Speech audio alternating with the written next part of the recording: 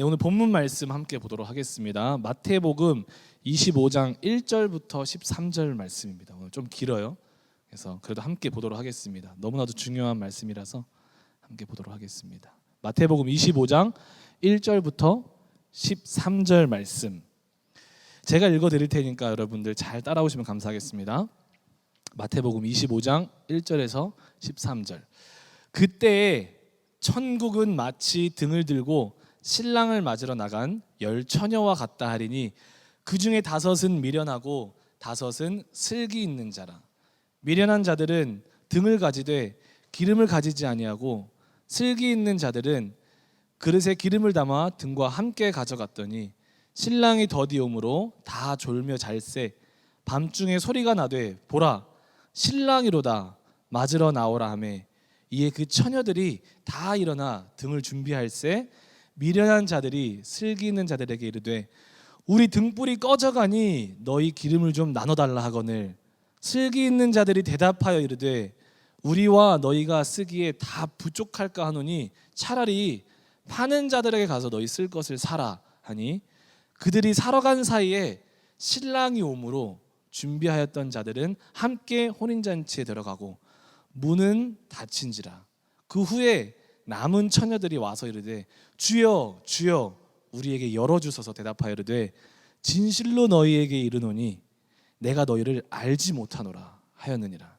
그런즉 깨어 있으라 너희는 그 날과 그 때를 알지 못하느니라.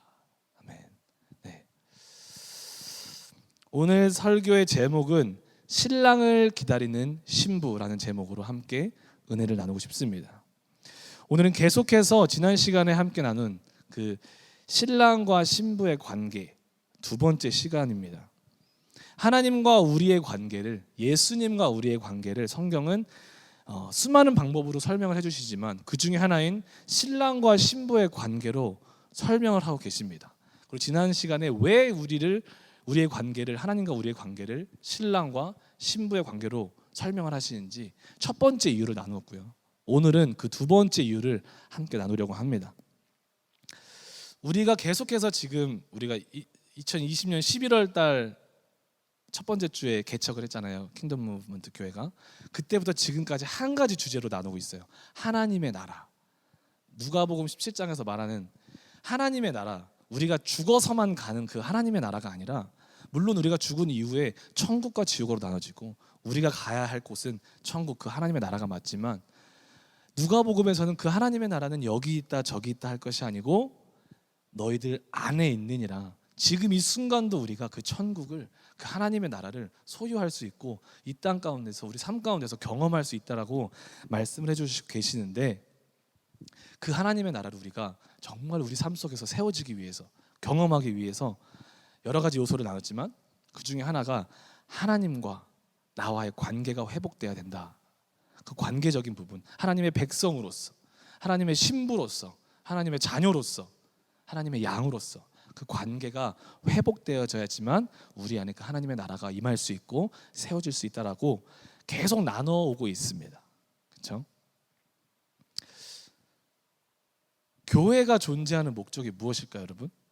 기독교가 지금 이 땅 가운데 존재하는 목적은 우리가 다 이렇게 주일날 시간을 내서 교회에 왔는데 교회에 나온 이유는 우리가 서로 펠로우십만을 하기 위함도 아니고 인맥을 늘리기 위함도 아니고, 그죠? 밥을 먹으러 오는 시간도 아니고, 그죠? 교회에 나온 이유는 이 교회 안에서 우리는 구원이 있기 때문에 우리는 이 교회에 나오는 것입니다. 예수 그리스도를 통한 구원, 예수님의 관계가, 우리의 관계가 회복되었을 때 우리에게 임하는 그 구원. 여러분, 세상의 사람, 우리가 세상을 보게 되면 죽지 않고 영원히 사는 사람은 없습니다. 그렇죠? 가끔 가다가 이상한 이렇게 정신이 약간 이렇게 된 사람들이 나는 영생할 것이다 하면서 사람들 막 불러 모으잖아요. 신뭐뭐 이렇게 시작하는 그런 단체도 있지만 사람은 다 죽습니다. 그렇죠? 그 말이 무슨 말이냐면 사람은 죽음의 문제를 해결할 수 없는 거예요. 아무리 돈이 많고 아무리 똑똑하고 아무리 대단한 사람이라도 죽음 앞에서의 그 죽음의 문제를 해결할 수 있는 사람은 아무도 없습니다. 그렇죠? 하지만 이 죽음의 문제를 해결하신 분이 한 분 계십니다. 사람으로 오신 분이십니다. 바로 예수 그리스도이십니다. 예수 그리스도가 우리 인생 모든 인류가 해결하지 못한 그 죽음의 문제, 우리는 언젠간 다 죽습니다. 하지만 그 죽음의 문제를 해결하신 분이 예수님인데, 어떻게 해결하셨냐면 자기 스스로가 우리가 해결할 수 없는 그 죽음의 자리로 나아가신 거예요. 십자가에서 자기가 자기 몸을 깨어내버리면서 죽으심으로 우리의 죄를, 모든 인류의 죄를 업고 대신해서 그 십자가에 죽으시고 우리에게 그분의 생명을 주심으로 우리가 가지고 있는 이 죽음의 문제를 해결해 주셨습니다. 하지만 이 구원은, 이 생명을 얻을 수 있는 유일한 방법은 그냥 다 받을 수 있는 것이 아니고 정말 우리가 예수 그리스도를 나의 마음에 영접하고 나의 입술로 고백하고 그분을 나의 주인으로 이제 모실 때, 그제서야 비로소 그 예수님께서 우리들에게 허락하신 그 죽음의 문제에 대한 해결책과 그 주님의 삶으로 우리에게 주신 그 생명을 우리는 얻을 수 있는 것입니다. 할렐루야. 교회는 이 주님을 만나러 오는 곳입니다. 교회는 사람을 만나러 오는 곳이 아닙니다. 사람으로 가득 찬 곳이 교회가 아닌 것입니다. 우리가 교회 나올 때 사람을 보게 되면 실망할 수밖에 없죠. 왜냐하면 다 부족하기 때문에. 하지만 이 교회 안에 계시는, 이 교회 공동체 안에 함께 하시는 그 예수님을 보실 때, 예수님을 만나실 때 그 교회 안에서, 그 공동체 안에서 우리는 반드시 구원을 경험할 수 있을 것입니다. 할렐루야. 우리가 정말로 이 주님을 만날 때 우리 안에 이 천국이, 이 하나님의 나라가 경험될 수 있을 줄 믿습니다. 다시 말씀드리자면 이 하나님과의 관계가 회복되면, 죄로 인해 멀어져 있었던 우리와 하나님의 관계가 회복되면 우리는 반드시 하나님의 나라, 그 천국을 죽어서 갖는 어떤 추상적인 개념의 천국이 아니라 실질적인 그 천국, 하나님의 나라를 이 땅 가운데서 우리는 경험할 수 있는 것입니다. 할렐루야. 그 하나님의 나라를 경험하는 모든 분들이 되기를 소망합니다. 하나님이 우리를 신랑과 신부의 관계로 설명하시는 두 가지 이유를 말씀드렸다고 했습니다. 첫 번째, 지난주에 배웠던 거, 지지난주죠. 첫 번째로는 세상의 어떤 것으로도 끊을 수 없는, 뗄래야 뗄 수 없는 관계가 예수님을 나의 구주로 영접하고 그 복음을 받아들인 그 사람과 예수님의 관계이기 때문이라고 말씀드렸습니다. 로마서 8장 38절 39절에서도 말씀하시죠. 세상의 어떤 피조물도 우리를 향한 그 하나님의 사랑에서 끊을 수 없다라고 말합니다. 그만큼 하나님이 우리 한 분 한 분을 향한 사랑은 어마어마한 사랑이고, 어떤 사랑이냐면 아무 가치 없는 우리에게, 죄로 인해 죽을 수밖에 없는 우리에게 자기 자신을 내어주시며 자기 독생자 아들의 삶을 내어주시면서까지 우리를 사랑하신 그 사랑이라는 것입니다. 로마서 5장 8절에서 말하잖아요. 우리가 아직 죄인 되었을 때 하나님께서 예수 그리스도를 십자가에 죽이심으로, 내어주심으로 우리를 향한 그분의 사랑을 확증하셨느니라. 할렐루야. 두 번째 이유는 오늘 우리가 함께 나눌 은혜입니다. 뭐냐면, 두 번째 이유, 우리는 반드시 돌아오시는 그 신랑 되신 예수님을 맞이하는 신부의 삶을 살아가고 있기 때문입니다. 할렐루야. 오늘 본문 말씀, 좀 긴 본문이었지만 그 본문에서 키포인트를 정리하자면 이거였어요. 첫 번째 본문 말씀에서 말하고 있는 것은 그 때가 있다라는 것입니다. 첫 번째, 그때의 천국은 마치라고 시작합니다. 그때가 언제냐면 그 전장에 보게 되면 24장 보지 않으셔도 됩니다. 제가 읽어드릴 거예요. 30절에 보게 되면 그때의 인자의 징조가 하늘에서 보이겠고 그때의 땅의 모든 족속들이 통곡하며 그들이 인자가 구름을 타고 능력과 큰 영광으로 오는 것을 보리라. 우리 주님 반드시 돌아오십니다. 우리 주님 반드시 재림하십니다. 할렐루야. 그때 우리들에게 임하는 천국은 마치라고 하면서 신부가 신랑을 기다리는, 다시 올 신랑을 기다리는 신부와 같다라고 그때에 대해서 오늘 본문 말씀은 설명을 해주고 있는 거예요. 할렐루야. 할렐루야. 두 번째로는 어딘가를 떠나갔다가 돌아오는 그 신랑을 맞이하는 그 신부들의 자세를 조명해주고 있습니다. 두 가지 부류가 있죠. 정말 그 신랑 오기만을 간절히 기다리며 그 다 등불을 준비하긴 했어요. 하지만 그 등불을 계속 켤 수 있는 기름을 준비한 자들이 있는 반면, 그 기름을 준비하지 않아서 그 오시는 신랑을 맞이하지 못하는 어리석은 신부들도 있다는 것을 말해주고 있습니다.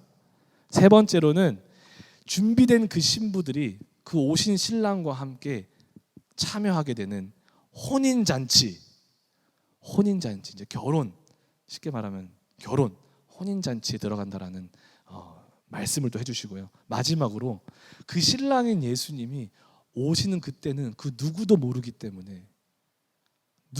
때문에 신부된 우리들에게 깨어 있으라 권하는 장면이 나옵니다. 본문 말씀에. 할렐루야. 오늘 본문 말씀은 우리 모든 신앙인들, 우리 모든 사람들의 공통된 꿈이고 소망이고 희망이고 목적인 우리가 돌아가야 할 그 본향 천국에 대해서 이야기해주고 있습니다. 그 본문 안에 크고 작은 그 키포인트들이 있습니다. 그런데 그 내용들을 잘 이해하기 위해서 예수님 시대 당시 그 팔레스타인의 결혼 풍습에 많은 영향을 받은 유대인들의 결혼 풍습을 우리가 보면서 이해할 필요가 있습니다.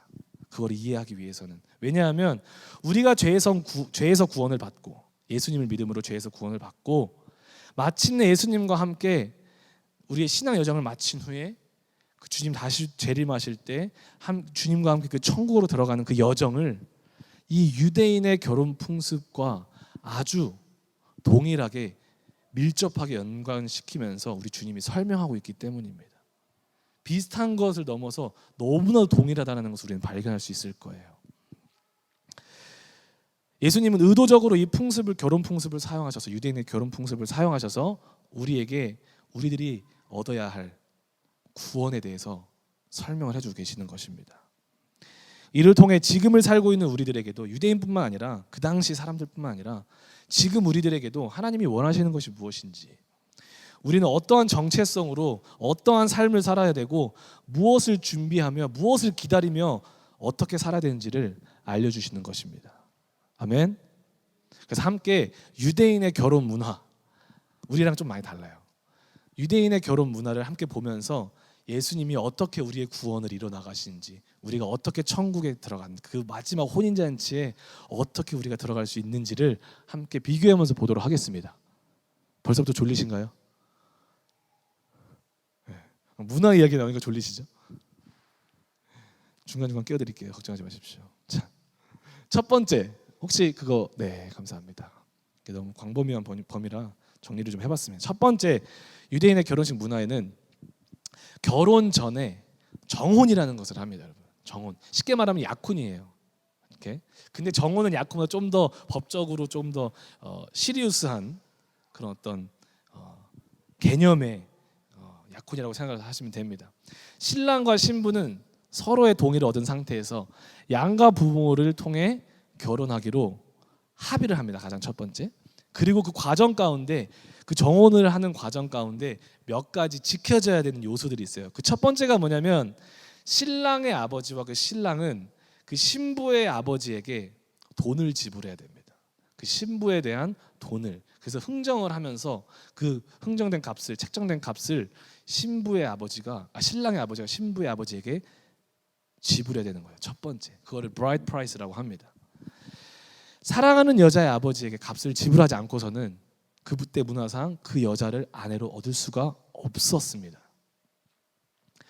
신기한 거는요, 예수님께서도 지금 여러분들과 한 사람 한 사람, 우리를 신부로 맞이하기 위해서 동일하게 값을 지불하셨다라는 거예요. 동일한 값을 지불하셨다라는 것입니다. 고린도전서 6장 19절 20절에 보게 되면 이런 말씀이 있습니다.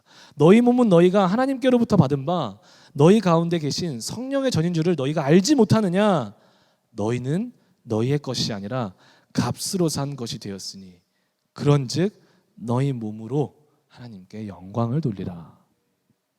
너희는 너희 것이 아니라 값으로 산 것이 되었다. 어떤 값이요? 예수 그리스도의 피값, 그 생명값을 주고 자신을 내어 줌으로 우리를 사신 거예요. 신부로 사신 거예요. 그 당시 문화로 이해하셔야 됩니다. 신부로 우리를 사신 거라는 거예요. 이렇게 신부의 아버지에게 신부의 값을 지불한 신랑 외에는 그 누구도, 그때부터는 그 누구도 신부에 대하여 부모님일지라도 소유권을, 그녀에 대한 소유권을 주장할 수가 없습니다. 신부를 위해 값을 지불하였으므로 그녀는 이제 영원히 신랑의 것이 되는 것이라는 거예요. 마치 이번에 이제 우리 윤석 선교사님께서 집을 사셨잖아요. 집을 사셨을 때 이제 세르먼트가 딱 끝나는 순간 뭐 그 집이 뭐 100년 동안 뭐 80년 동안 그 전 사람이 뭘 했든지 간에 어떤 소유권을 주장했든지 간에 세르먼트가 딱 끝나는 순간 어떻게 누구 거가 돼요? 이제 형님 선교사님께 되는 거예요.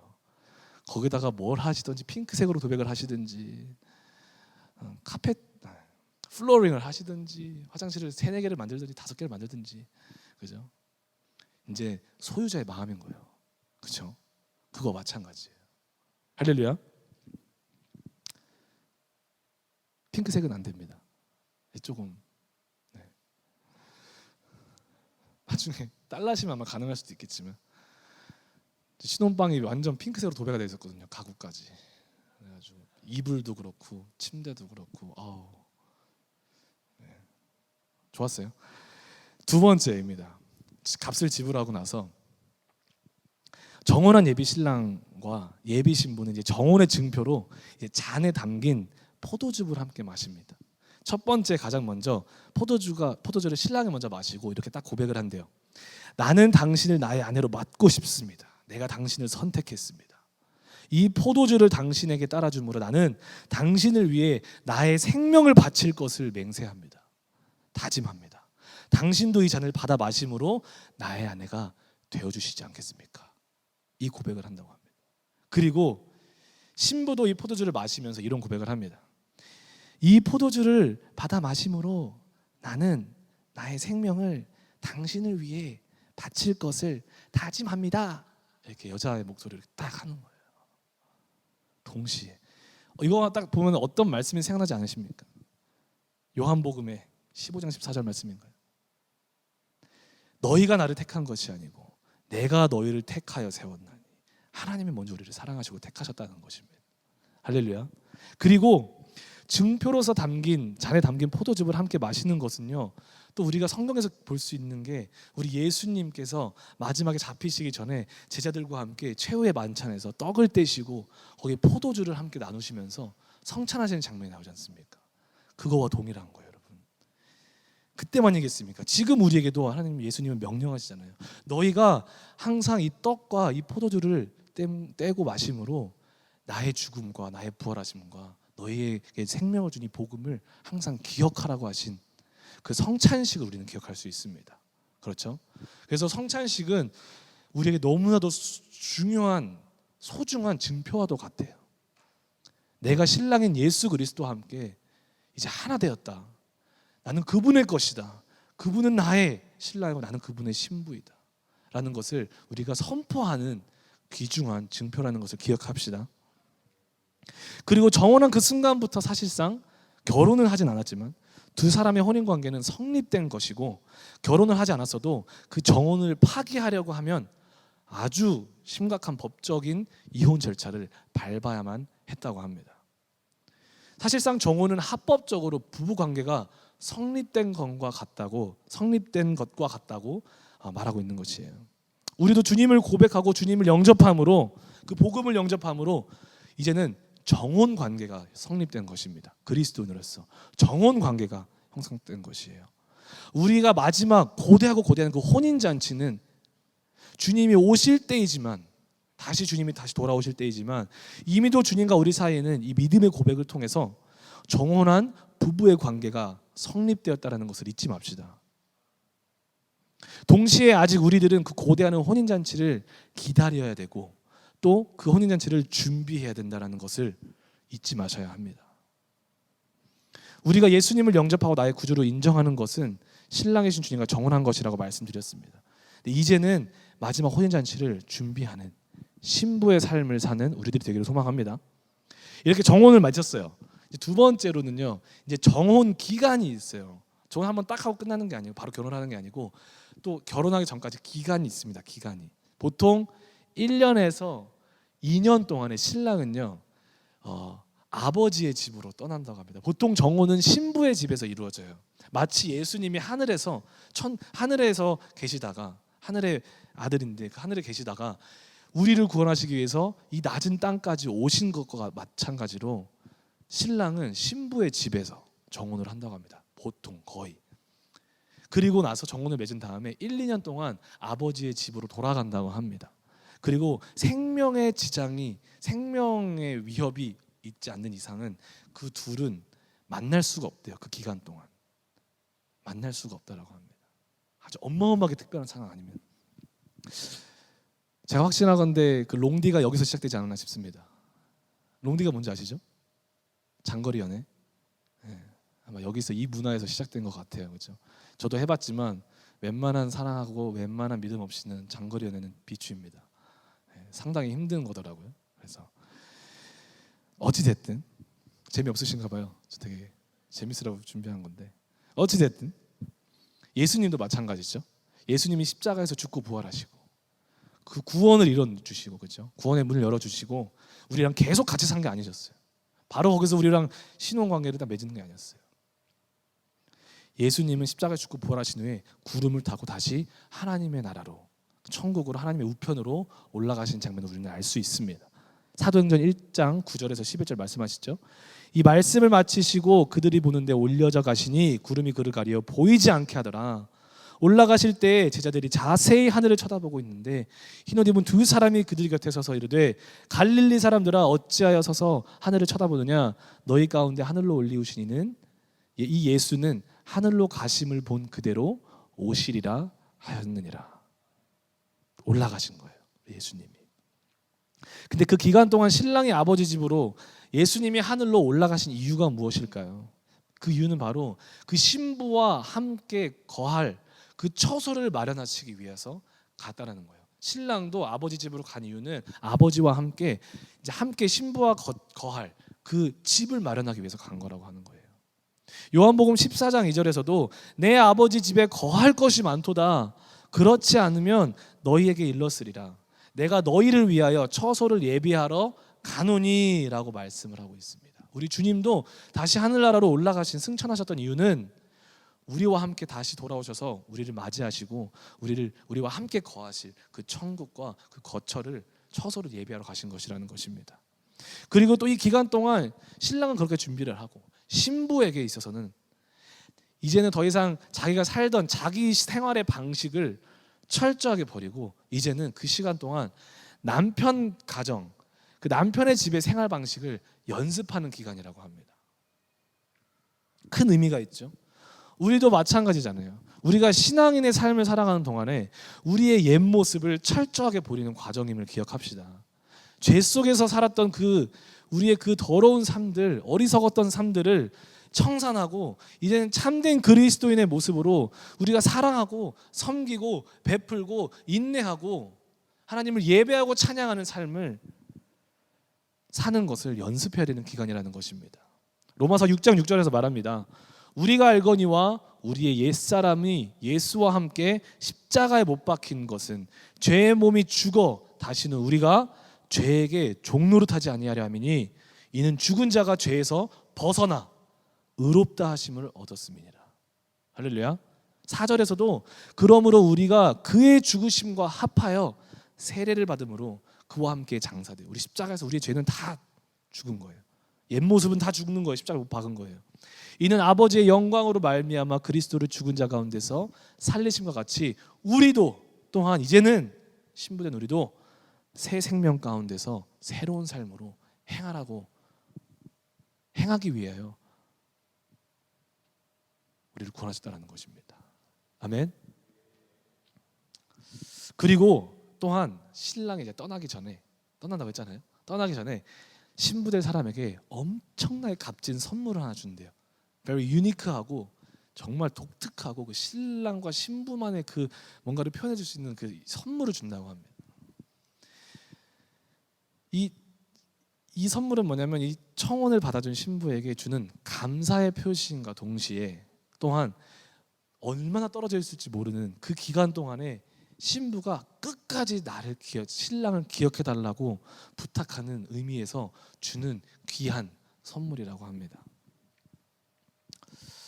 아직 그들이 둘이 한 몸을 이루지는 못했지만 서로를 향한 사랑과 더불어 신랑이 준 이 선물과 함께 신부의 마음속에는 지속적으로 사랑이 자리 잡고 있는 거예요. 신랑이 자리를 잡고 있는 거예요.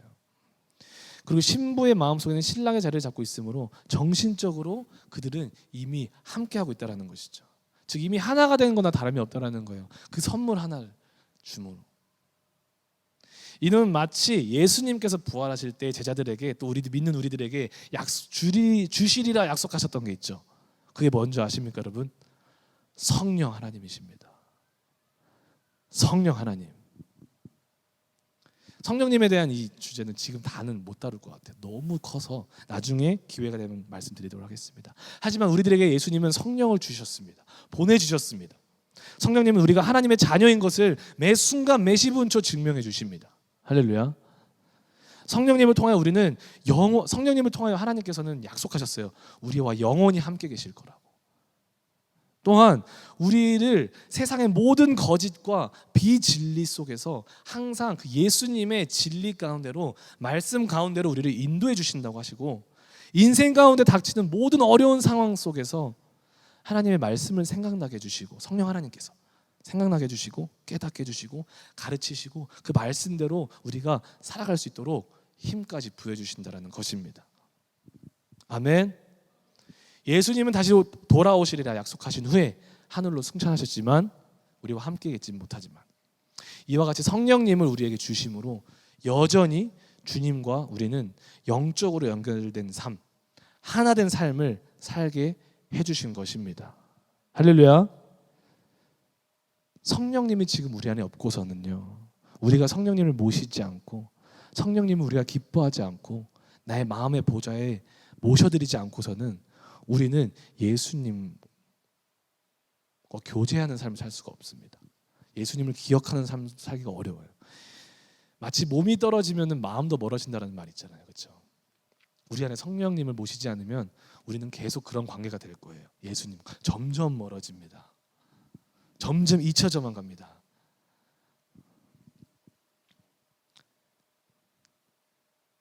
그래서 우리는 더 성령 하나님을 모시고 기도로 구해야 되는 거예요. 왜냐하면 성경은 분명히 말하고 있어요. 구하라. 뭐죠? 구하라. 주실 것이요. 찾으라. 찾을 것이요. 두드리라. 열릴 것이라. 우리는 이거를요, 우리가 원하는 것을 위해서 구하라고 그럼 하나님 다 주신대라고 이해를 하지만 그게 아니에요. 성경은 누가복음 11장 9절 13절에서 보게 되면 우리가 구하고 찾고 두드리면은 나쁜 아비라도 자기에게 자녀에게 좋은 것을 줄 줄 알고 하물며 하늘에 계신 하나님이시긴 더 좋은 것을 주시지 않겠느냐 하시면서 그 좋은 것을 성령이라고 말씀해 주십니다. 우리가 구하고 찾고 두드려야 될 것은요 성령 하나님이시라는 것, 그만큼 중요하다는 거예요. 여러분 우리 신앙생활 가운데 그렇게 예수님 우리들에게 떠나가시기 전에 성령을 선물로 주십니다. 할렐루야. 그게 정혼 기간에 일어나는 일들이에요. 세 번째, 정혼 후에 신랑이 왔을 때 정결하게 자신을 준비시킨 신부만이 이제 마침내 정혼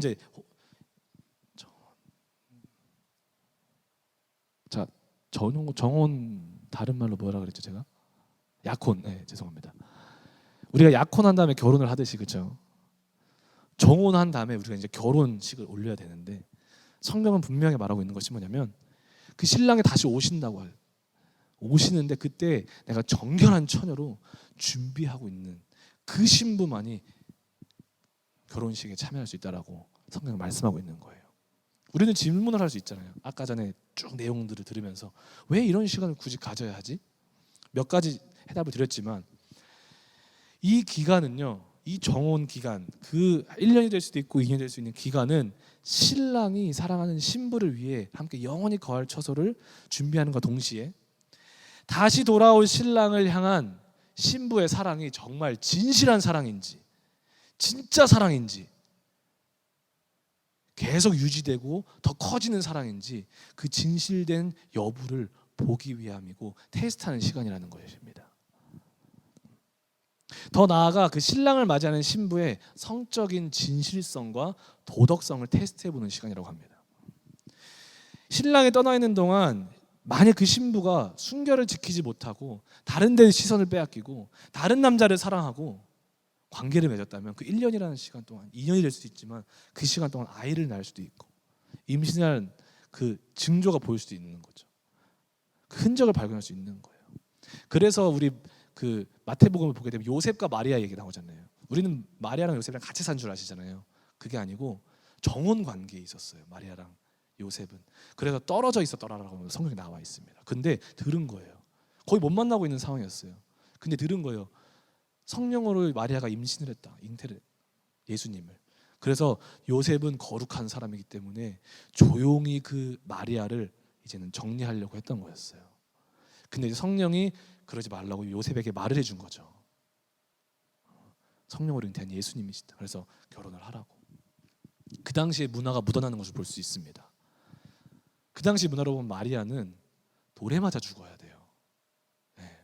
그리고 결혼을 할 수가 없는 신부에 그런 자리에 처할 수밖에 없는 여자였던 것입니다. 그 문화 때문에. 이해하셨죠? 예수님도 마찬가지예요.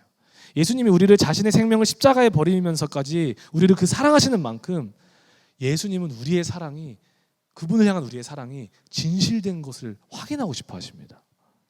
아멘. 그리고 그 사랑을 정말로 갈급하시고 우리가 그분을 사랑하시길 원하시는 거예요. 성경에 너무 많은 곳에서 그 말씀을 하고 계세요. 그래서 지금 우리의 삶을 살아가는 동안에 우리의 마음이 어떠한지 때로는 시험도 해보시고 낮춰보신다고 말씀을 하십니다.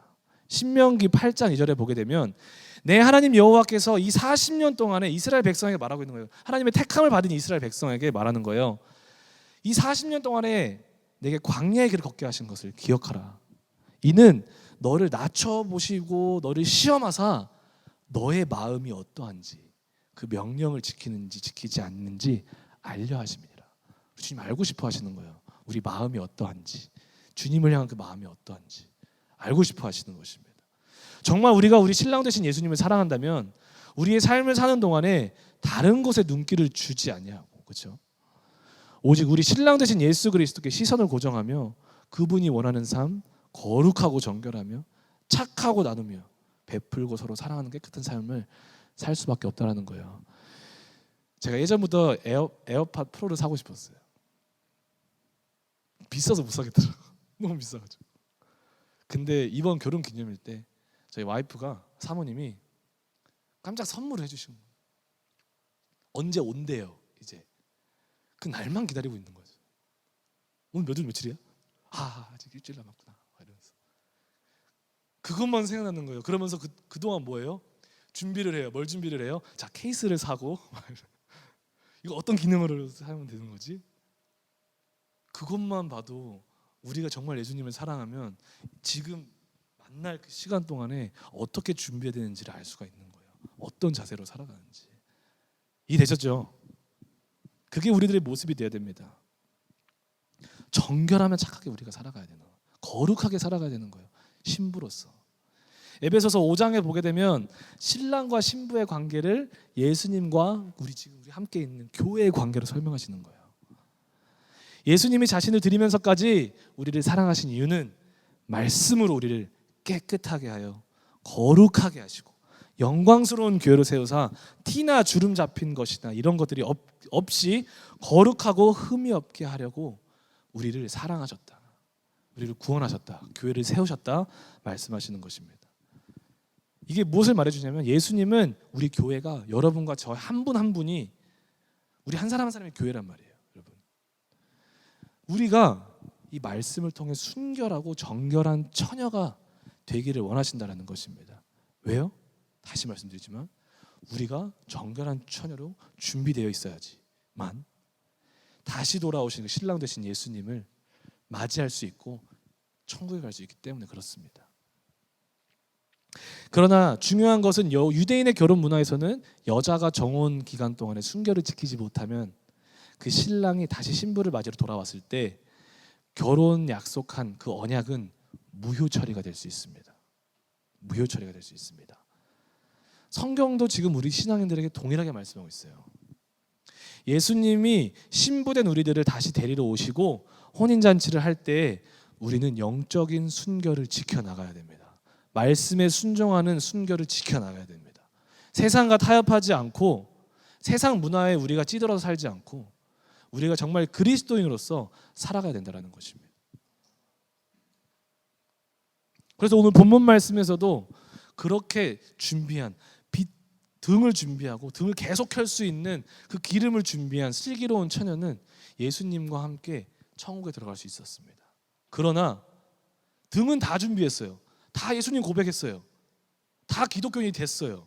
하지만 삶 속에서 기름을 준비하지 못한 사람은, 그 어리석은 5명은 결국에 그 문, 닫혀진 문 밖에서, 그 성 밖에서 울면서 부르짖는 거예요. 주여 주여 문 좀 열어주시옵소서. 예수님 뭐라 그래요? 내가 너희를 도무지 알지 못한다. 이거 어제도 많이 듣던 얘기죠. 마태복음 7장 21절. 그들은 하나님의 뜻대로 자기들을 준비하지 않는 자들이었던 것입니다. 할렐루야. 히브리서 4장 1절에서도 이렇게 말해요. 그러므로 우리는 두려워할지니, 막 두려운 건데 막 살라는 게 아니고 경각심을 갖고 살아가는 거예요. 그의 안식에 들어갈 약속이 남아있을지라도. 우리가 예수님을 믿음으로 천국에 들어갈 약속을 받았어요. 하나님과 우리가 정혼한 상태면은 이제는 다시 돌아왔을 때 이제 결혼식을 올릴 거라는 약속을 받은 거잖아요. 그렇죠? 그것처럼 약속을 받았어요. 우리가 약속을 그 약속이 남아있을지라도 너희 중에 혹 이르지 못할 자가 있을까 함이니라 라고 항상 깨어있기를 권유하고 있습니다. 여러분, 정혼했다고 다 결혼할 수 있는 것이 아닙니다. 여러분, 그리고 주님을 고백했다고 다 천국 가는 것이 아닙니다. 이 부분만큼은 정말 꼭 말씀드려야 되기 때문에 예수님을 고백하고 예수님과 이제 그 신앙을 시작했다고 해서 우리 구원이 그 순간 완벽하게 완성되는 게 아니에요. 우리의 구원이 완성되는 그때는 바로 신랑이신 예수님이 다시 오셨을 때, 우리가 그분 앞에서 정결한 처녀로 깨어 기다리고 있었을 때 비로소 완성되는 것임을 기억합시다. 아멘. 그래서 베드로후서 3장 11절 14절에서 베드로가 이렇게 말하는 거예요. 이 모든 것이 이렇게 풀어지리니 너희가 어떠한 사람이 되어야 마땅하냐. 어떠한 사람이 되어야겠니? 그 교인들에게 말하고 있는 거예요. 교회들에게. 거룩한 행실과 경건함으로 하나님의 날이 임하기를 바라보고 간절히 사모하라 라고 말했습니다. 그날에 하늘이 불에 타서 풀어지고 물이 뜨거운 불에 녹아지려니와 우리는 그의 약속대로 의가 있는 곳인 새 하늘과 새 땅, 그 천국을 바라보도다. 그러므로 사랑하는 자들아, 너희가 이것을 바라보나니 주 앞에서 점도 없고 흠도 없이 평강 가운데서 나타나기를 힘쓰라 라고 말했습니다. 할렐루야. 옆에 계신 분들에게 인사하시겠습니다. 힘쓰십시다. 가뜩이나 힘쓰고 오셨는데 뭐 또 이렇게 힘을 쓰라고 말씀하신 마지막입니다. 혼인잔치를 위해서 한밤중에 오시는 신랑이십니다. 유대인들의 결혼의 특성상 신랑은 낮에 오지 않고, 이해가 안 되죠 참, 낮에 오지 않고 밤에 예고 없이 신부를 맞이하러 온다고 합니다.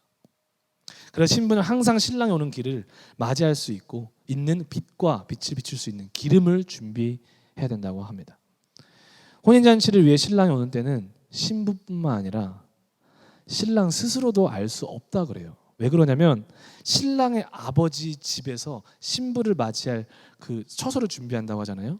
근데 그 처소가 완벽하게 준비될 때까지, 완벽하게 준비되었다고 그 신랑의 아버지가 판단을 한대요. 신랑이 아니고 신랑의 아버지가 판단을 하고 판단이 됐다 하면은 그때 이제 신랑을 급히 보내는 거라고 합니다. 데려오라고. 그래서 마가복음에서도 말하죠. 13장에 그러나 그 날과 그때는 아무도 모르나니 하늘에 있는 천사들도 모르고 아들 예수님도 모르고 아버지만, 하나님 아버지만 아시느니라. 그렇기 때문에 우리들에게 말씀하시는 거예요. 주의하라, 깨어 있으라. 그때가 언제인지는 알지 못함이니라. 그렇기 때문에 우리는 알 수가 없어요, 여러분. 수많은 이단들이 이때 온대, 그래서 흰 옷을 입고 준비하고 있어야 된대 막 이러면서 한단 말이에요. 속지 마십시오. 아무도 몰라요. 절대 몰라요. 하나님만 아십니다. 그래서 우리는 해야 될 게 뭐예요? 우리는 준비하고 있어야 되는 거예요. 준비. 할렐루야. 등을 준비하고 그 빛을 켤 수 있는 기름을 준비한 자 되기를 소망합니다. 에베소서 5장 8절에서 말하죠. 너희가 전에는 어둠이더니 주 안에서 빛이라. 빛의 자녀들처럼 행하라. 빛의 열매는 모든 착함과 의로움과 진실함에 있느니라. 빛을 준비하라는 것은 이제 그리스도인의 삶으로 살아내라는 거예요. 말씀대로 살아내라는 것입니다. 근데 빛만 있으면 안 돼요. 그 빛을 유지시켜주는 기름이 있어야 됩니다. 기름이 무엇일까요? 기도입니다, 여러분들. 기도는 하나님과의 하는 대화이고요. 우리가 기도할 때 이거 경험해 보신 분은 다 이해하실 거예요. 기도할 때 성령님께서 내 마음을 주장해 주십니다. 도와주세요. 그리고 우리 뜻을 하나님의 뜻과 하나님의 생각으로 일치시켜 주세요. 기도할 때. 내 마음은 용서를 못할 것 같은데 와 진짜 한 대 집 박아버릴까 막 이러면서 막 마음으로 막 있는데 그 순간에 아니야 나는 기독교인이야. 기도. 혼자 막 기도합니다. 막 일하면서도 기도합니다. 주여. 좀 이상한 커스터머 오면 주여. 막 이상하게 기도하면 하나님 마음에 평안을 주세요. 그 사람을 위해서 축복하게 해주고 그 사람을 위해서 한 번 더 웃게 만들어 주시고 힘을 주시더라고요. 하나님 말씀도 생각나게 해주시고. 기도는 그런 능력이 있습니다. 그뿐 아니라 우리가 기도할 때 정말 정결한 신부로 준비가 될 수 있도록 우리가 세워지는 것을 경험할 것입니다. 아무리 좋은 자동차가 좋은 엔진을 달고 있어도 기름 없으면 못 가요. 그렇죠? 신앙생활은 그거랑 똑같아요. 순종 말씀 알겠어요. 근데 그건데 기도가 없으면 못해요. 못하는 거예요. 그게 기도라는 것입니다. 그 기름을 우리가 채우기를 소망합니다. 할렐루야. 우리 주님은 이제 정리하겠습니다.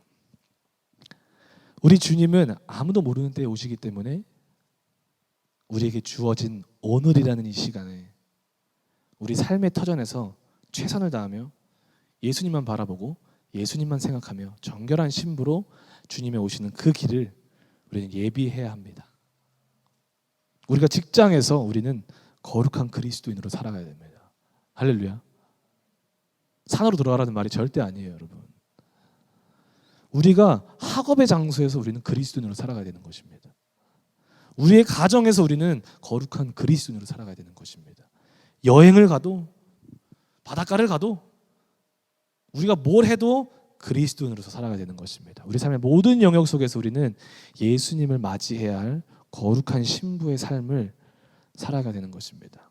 오늘 함께 유대인의 결혼 풍습을 통해서 여러분 우리들 또한 다시 오실 주님을 기다리는 신부로서 어떠한 자세로 어떠한 마음으로 지금의 삶을 살아야 하는지 은혜를 함께 나누었습니다. 우리는 예수 그리스도가 필요합니다.